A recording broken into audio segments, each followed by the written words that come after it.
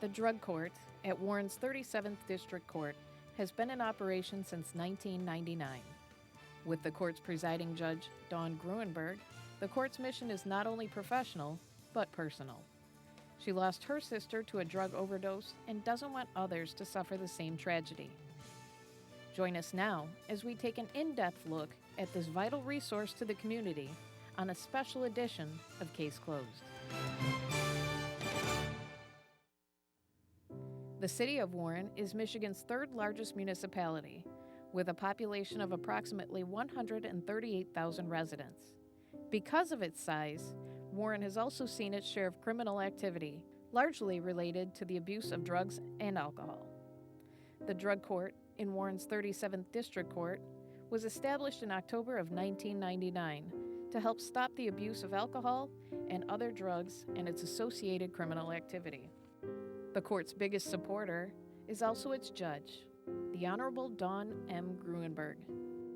Our Charlie Langton recently met with Judge Gruenburg to discuss the merits and successes of the drug court.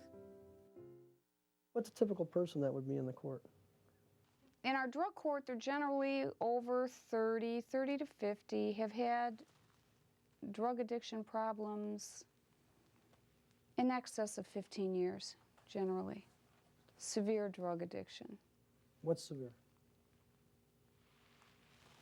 Having to be revived a number of times from death, overdoses, heroin, mostly heroin, lately mostly heroin, but crack cocaine and heroin, generally. How do you know?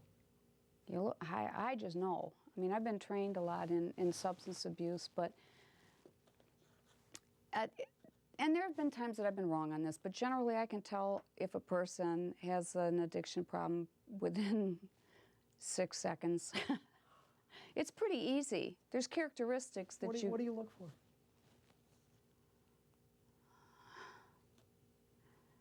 Walking death. I mean, people, when I see them, by the time I see them, they're so hopeless that many of them wish that they were dead. They just don't have the energy to keep going. They really don't. You seem to relate to them. They're human beings. I mean, they could be somebody that you know. They could be your sister. They could be your brother. Does it really, I mean, how much energy does it take just to give somebody a smile? How much is it going to hurt you? You know, you take a little energy and just say, hey, listen, here's a lifeline. Have you ever been like they were? What do you mean? Like addicted? No. Addicted, so preoccupied, walking dead. Have you ever? No. As far as any kind of substances, no. I mean, I've just seen it real close. Your sister? My sister died of a drug overdose, and there's been other addiction issues in my family, and You were close. in with recovery. You were close with your sister. I was very close with my sister. There isn't a day that goes by that I don't think about her. She's just beautiful. Did Beautiful. you know she had a problem? Yeah. Oh, yeah.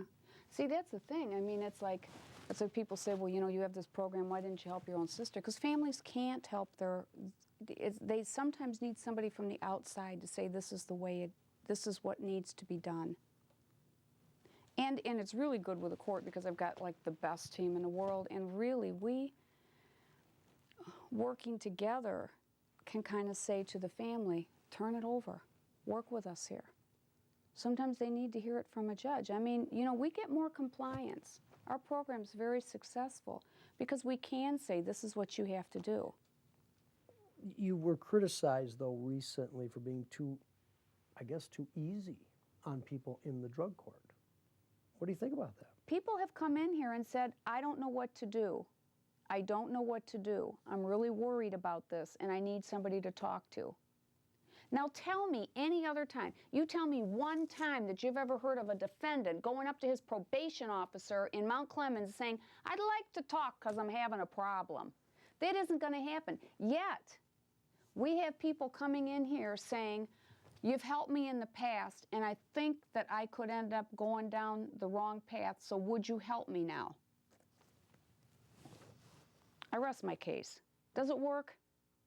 Yeah, it works. You have no idea. You have no idea how many heroin addicts we have, 17, 18, 19, from the northern suburbs that I have coming through this court. 2007, 2006, we had at least 2,000 drug charges, not drug arrests. Some people had more than one drug with them. We had 2,000 charges dealing with drugs in this court. Now, currently, I maybe have 15 people in my program, which is nothing compared to what I used to have, but there's not, it's a lot of people out there using. You ever get overwhelmed by this stuff? Seeing these people, having to do a Yes. drug court Wednesday afternoon? Does it ever overwhelm you? Yes. What do you do to undo it? What keeps you going? My staff. They're like the best. The best. I mean, really, there's been times when they're mad at me, like today. What's the best part of this whole program for you? Oh my gosh, if you could see some of the people that come into the court. Oh. They can barely stand up sometimes. I swear, many of them do wish that they just would not wake up, that they would just, it's so painful. And when you see a person, say 6 months clean, or for the first time when they stand up and they go, I've been clean for 90 days, and it's the first time they've been clean in 90 days for years and years and years, and you think, oh my gosh, and they're so happy. Yeah, it's like a miracle. And it you really clap. is. You clap. Yeah, yeah. I mean, when you see people and they get involved in recovery programs, and it's long term. I mean, this is a long term issue. Coming up next, more with Judge Gruenburg on her motivation for participating in the drug court. And later, we meet a successful and happy graduate of the program. When Case Closed continues.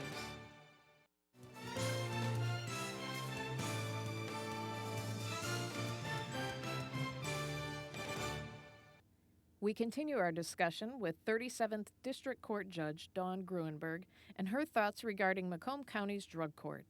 Here's Charlie Langton. Why do people drink, take drugs, abuse their bodies, abuse substances? Drug addiction is hereditary.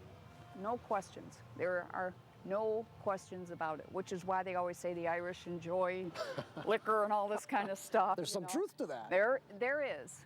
There is. That doesn't mean that everybody that has a genetic predisposition, they call it, for substance abuse will end up with substance abuse, but it's... And there's always a first time, too. Oh, absolutely. A lot of times it doesn't go, person to person to person to person. It's not like that.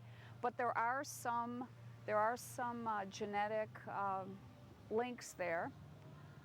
There's also some things that a lot of people that are mentally ill have used drugs to self-medicate. There's also an issue that a lot of women, they're saying at least 70% of the women who have been in treatment, especially residential treatment, have been sexually abused as children many times by family members or by people that they've been really close to. There's a great deal of trauma.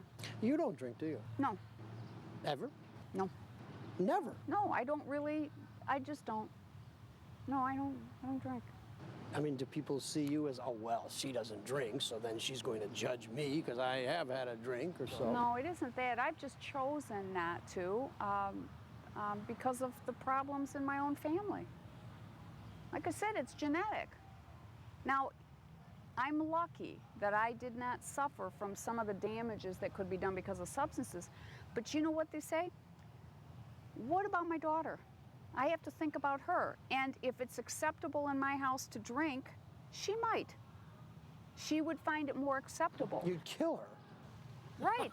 But I mean, if parents, you know, if you have a family that has some issues, alcohol or something like that, if kids start seeing you, the parents drinking, they're more likely to drink. So what can I do? There's not a lot I can do. I can't change your genetics. I can't do anything like that, but I don't have to show her alcohol in my own house. She doesn't have to see me drinking. Now you do have some family, you've had some family problems, Yes. especially your sister. My sister. What happened to your sister? My sister started drinking, I think, when she was about 13 years old. That's the first time I realized it. You're roughly the same age. You're how many years apart? 2 or 3? No, we were probably 8 years apart. She's my youngest sister, and nobody thought it was a big deal. I sure didn't. My parents didn't. Everybody was drinking. It was not that big of a deal. She was out and with her friends, and the driver was in a car accident, and she was a passenger. She could have been dead. Did she get help? No, At we didn't 13? think there was a problem. What happened eventually? Eventually, she started, she was involved with someone who was using cocaine, started using crack cocaine. How old? And probably early 20s. What Was in happened? college and ended up getting addicted to heroin. She was off of everything and ended up running into an old boyfriend who injected her with heroin, and she died. I was devastated. How'd you find out about this? Police called. She was down at St. John's Hospital, and they called my father. My father called me, and she was on life support for about 5 days, and then it was, I stayed at the hospital with her, and it was just,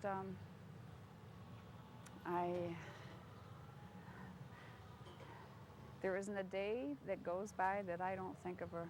It's really, she was like just the most wonderful person. Although there are times I was ready to kill her, but the thing is, and that's when I realized, and that's another thing, when you said, how do I know when programs are successful? When you have a family member, when you're enmeshed in it, it's difficult, if not impossible, to solve the problem. You almost need outside intervention, and that's what this court does. I couldn't save my sister. Maybe somebody else could have. She was on probation. Yeah, that's right. And nobody, they didn't do a thing. They were clueless. You don't blame the system that we have, do you? Yes, Why do you blame the system? because it doesn't work.